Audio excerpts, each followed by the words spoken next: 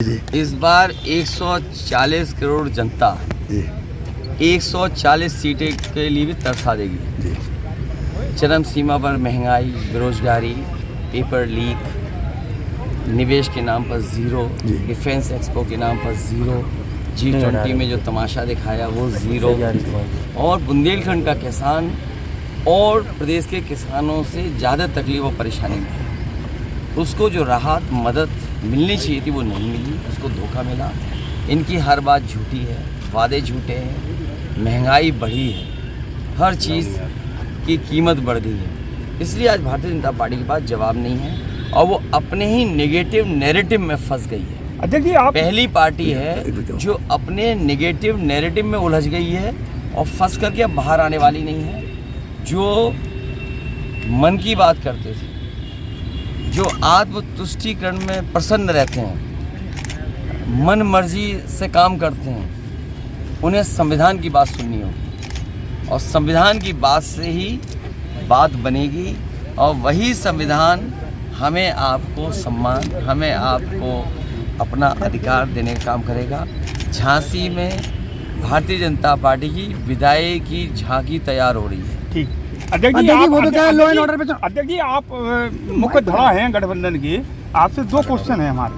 पहला क्वेश्चन ये है कि पिछले 10 साल से बीजेपी के लोग सारे मंचों से कहते आए हैं कि जो भारत के भगोड़े हैं, पैसा भारत के बैंकों का लेके विदेश भागे हैं, उनको हम लेके आएंगे, लेकिन वो लाने में सफल नहीं हुए। सीमा पे सुरक्षा बढ़ाइए, तो 4 जून के बाद सरकार बनती बीजेपी वाले भी भागेंगे, इसलिए सीमा पर सुरक्षा बढ़ाइए। और ये भगोड़ों को मैंने आपसे क्या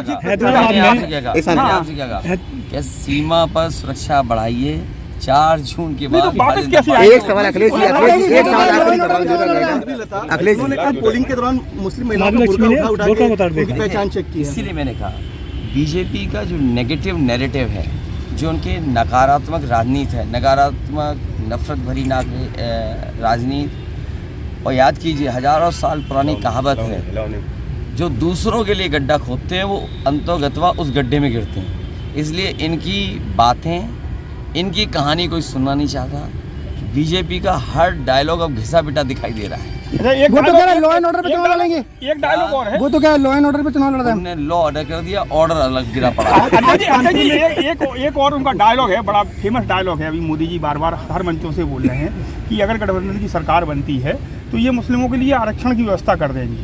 इसमें कितनी सच्चाई है? संविधान जिसको जितना आरक्षण देता है, संविधान के तहत जिसको हक और अधिकार मिलना चाहिए, अब बात बड़ी हो गई है। आबादी के हिसाब से जिसका जितना हक है वो मिलना चाहिए। और सच्चाई ये है कि जो आरक्षण पिछड़ों का, दलितों का, आदिवासियों का बीजेपी ने छीना है, पहले हमारे नौजवान सामान्य कैटेगरी के जनरल मेरिट में भी आ जाते थे, अब पिछड़े, दलित, आदिवासी बच्चे आ नहीं सकते। तो बताओ आरक्षण पिछड़ों का, दलितों का किसने छीना? अंततः बीजेपी ने छीना।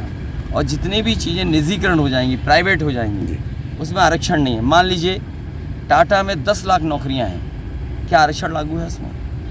आपके और बड़ी बड़ी कंपनियां हैं, उसमें प्राइवेट नौकरियां हैं, मान लीजिए, और 2 नंबर 3 नंबर पे जो उद्योगपति हैं, क्या उसमें आरक्षण है? इसलिए बीजेपी ने आरक्षण छीना है, आरक्षण को ख़त्म करना चाहती है जनता। इस बार इनका हिसाब। आखिरी सवाल, अंतिम सवाल। तुम्हारी मर्जी है, तुम्हारे लिए तो इतना ही है। जिसका जितना दाना उसका उतना गाना। अखिलेश जी 39 सीटों में, अरे बात तो खत्म हो दो। जी। जिसका जितना मतलब वो दाना दिए उसका वैसा गाना गा रहे हैं। लेकिन इधर देखा है मैंने, टीवी वालों का भी गाना बदल गया है। अच्छा अखिलेश जी, एक आखिरी सवाल।